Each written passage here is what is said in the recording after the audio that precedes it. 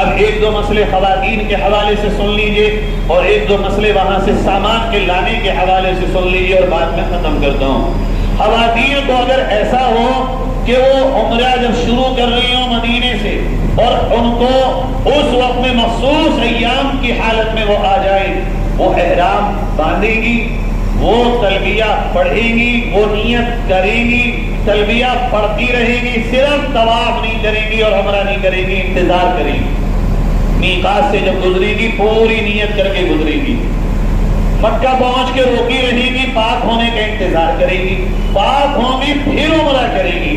اور اگر ڈاکٹر سے معلوم کر لیں آپ، اگر ڈاکٹر اجازت دے تو 2 دن پہلے یا 1 دن پہلے آج کل ایسی دوائیاں آتی ہیں کہ ان خاص حالات سے روکا بھی جا سکتا ہے، شرط ہے ڈاکٹر اجازت دے، صحت کو کوئی خطرہ نہ ہو۔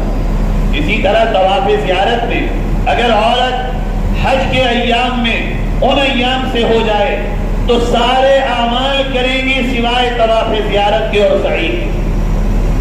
طواف زیارت رکی رہیں گی جب تک کہ پاک نہ ہو جائیں، پاک ہو جائیں تو طواف زیارت کریں گی۔ اور اگر فلائٹ کا ہوائی جہاز کا وقت آ جائے تو ہوائی جہاز چھوڑ دیا جائے، اگلی ڈیٹ آپ کو مل جائے گی، کچھ پیسے آپ کے لگیں گے وہ لگا دیجیے گا، طواف زیارت اپنی بیگم کو یا اپنے گھر کی خاتون کو ضرور کرائیے گا۔ یہ طواف زیارت ہو سکتا ہے اس وجہ سے تاخیر ہو جائے، عام طور پہ عورتوں کا وقت آ جاتا ہے تو یہ تاخیر ہو جاتی ہے۔ یہ عورتوں کے تعلق سے بات تھی۔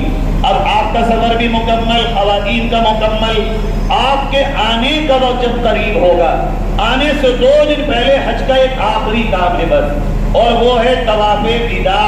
یہ بھی واجب ہے، اگر کوئی جان بوجھ کے چھوڑے گا اس میں بھی انسان کو دم دینا پڑے گا۔ 2 دن پہلے طواف وداع کی نیت سے ایک آخری طواف کر لیجیے۔ طواف وداع یعنی رخصتی طواف وداع کر لیجیے آنے سے پہلے۔ اس کے بعد اگر موقع ملے تو پھر کر لینا، ہر آخری طواف آپ کا پھر طواف وداع مانا جائے گا۔ یہ طواف وداع کرنے کے بعد حج کی ساری چیزیں آپ کی مکمل ہو گئی۔ اب آپ اپنے گھر کی روانگی کے لیے تیار ہوں گے اور گھر آ رہے ہوں گے۔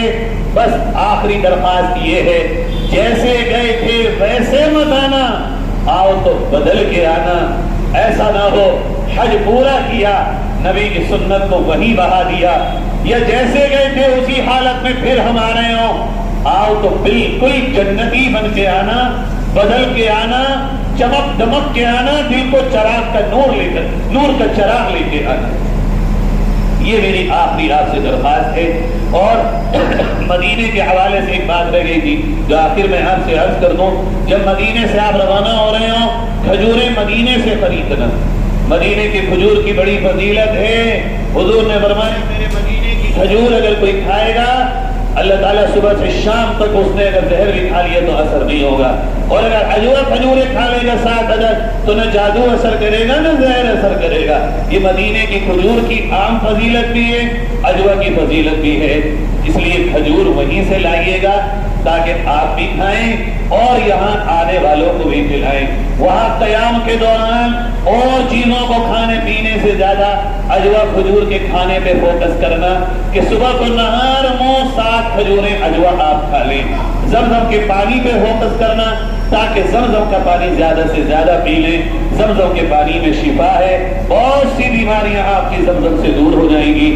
اللہ تعالیٰ آج سب کے سفر کو مبارک فرمائے، قبول فرمائے، آسان فرمائے، خیریت سے لے جائے رب تعالیٰ، اور خیریت سے آپ کو واپس فرمائے، اور آپ کے حاضری کو بہترین جزا نصیب فرمائے۔